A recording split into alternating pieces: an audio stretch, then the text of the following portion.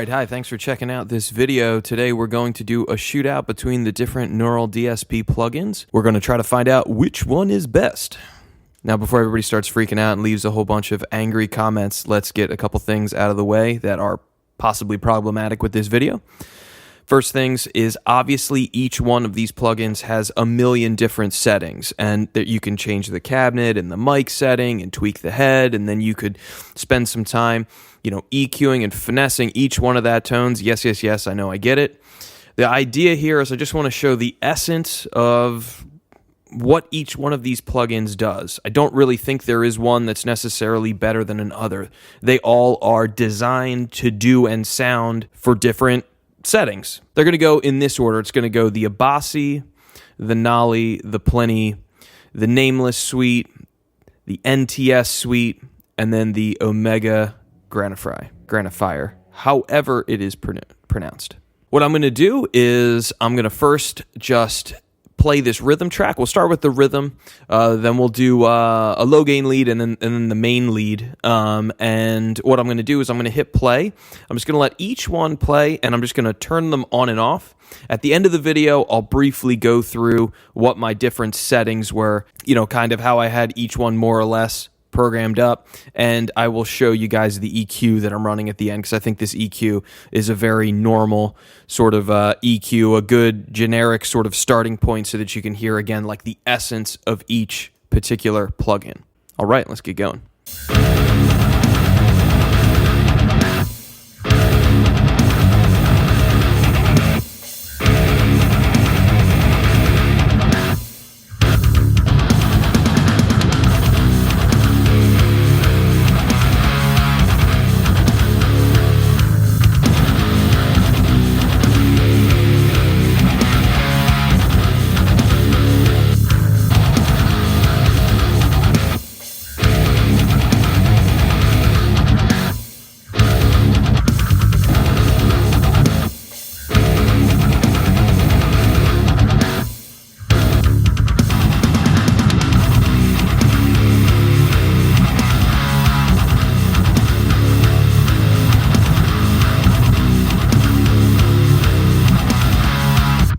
All right, so now I'm just going to show you the EQ that I was doing. It's really your basic EQ, just filtering on the top and bottom, and then one specific cut happens to be at 2.9, 2.8 kilohertz that I felt like was a good cut the whole time across all of these plugins. I feel like there's just a bad sort of fizz in this area that needs to be removed in all of them. Obviously, like I said, you could spend more time, and maybe if you really like the Omega, but there was a fizz in another frequency, you might want to cut it out. But at the very least, this was a good starting point, I felt like. So let's move on and take a look at high gain lead next.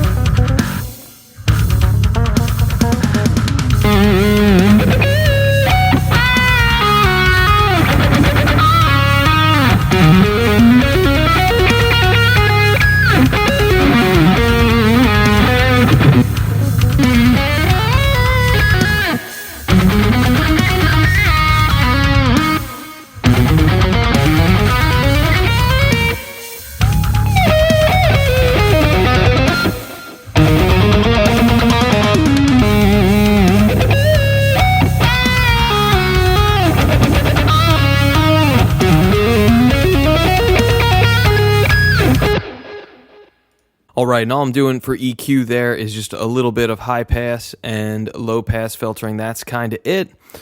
Just controlling the bottom and the top end. Obviously, with a lead like this, I think especially the Pliny one and the Tosin one are kind of geared towards this kind of thing. I think the Omega one actually turned out pretty cool as well. All right, so let's take a look at some low gain stuff.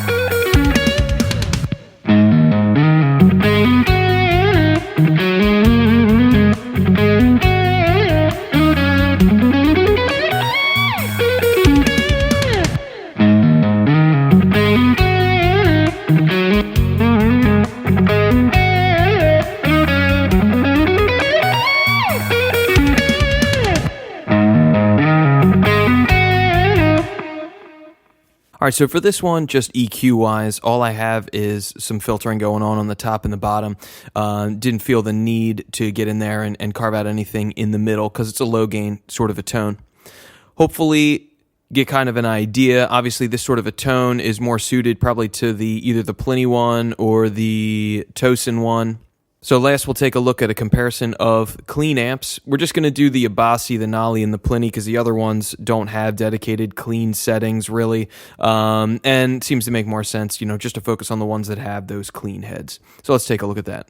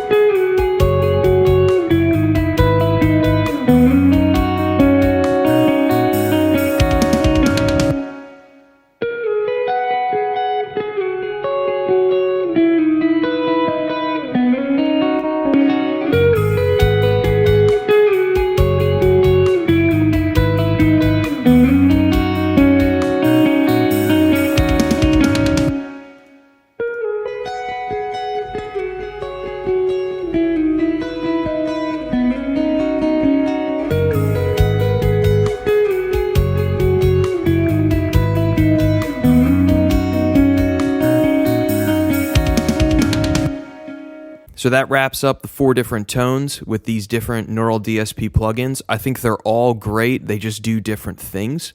And depending on what your musical situation is, I think you'll know which one you want to sort of move to.